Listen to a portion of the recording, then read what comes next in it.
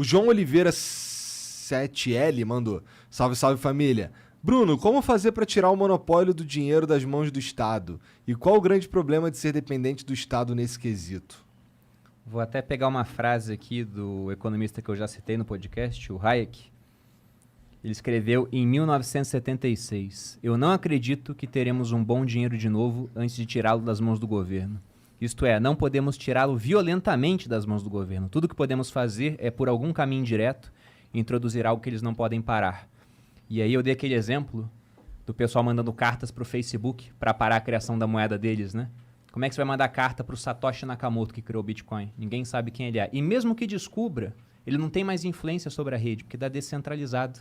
Então, isso é o início do fim do monopólio das moedas. E isso é muito interessante.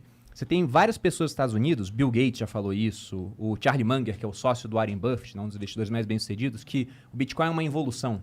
A gente gravou um documentário para a Finclass com o Yuval Harari, onde ele fala basicamente a mesma coisa. Ele diz, o Bitcoin tirou a confiança que as pessoas tinham na moeda dos governos, moeda fiduciária. Só que uma coisa é você viver em dólar, né? O Yuval Harari a gente pagou em euro. E outra coisa é você viver em moeda bosta, como a gente vive aqui em real, que não para de perder valor, pô.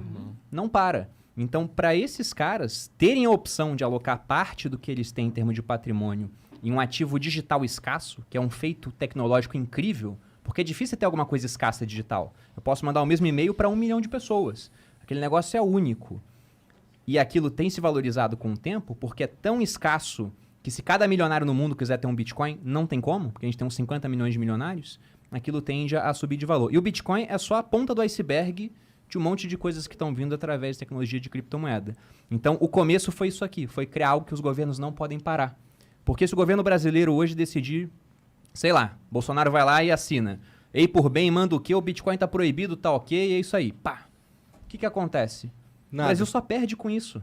Porque alguns negócios fecham, as corretoras aqui no Brasil, só que hoje você consegue usar corretora descentralizada, Sim. consegue usar corretora chinesa, americana, chinesa não, que eles baniram também, que está em Malta, Japão. Então, você só tira aquele recurso do país e transforma pessoas que estavam agindo de maneira pacífica em criminosos, porque tem um Bitcoin. Mas isso não para a evolução, até porque a tendência agora é que os países passem a aceitar o Bitcoin até como moeda, como El Salvador já fez.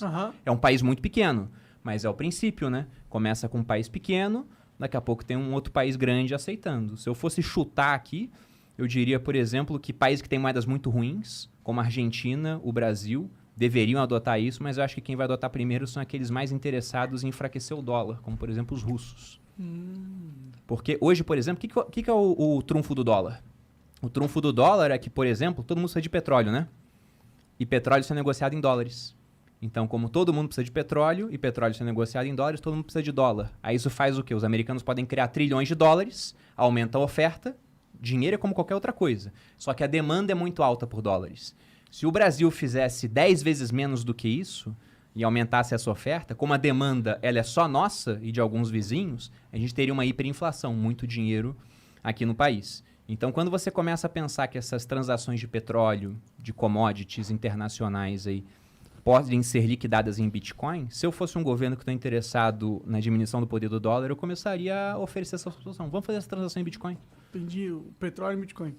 Pois é. Não sei se vai acontecer ou não, mas é uma coisa que está na mesa aí para um dia acontecer. Mas o começo já está aí, cara. É criptomoeda.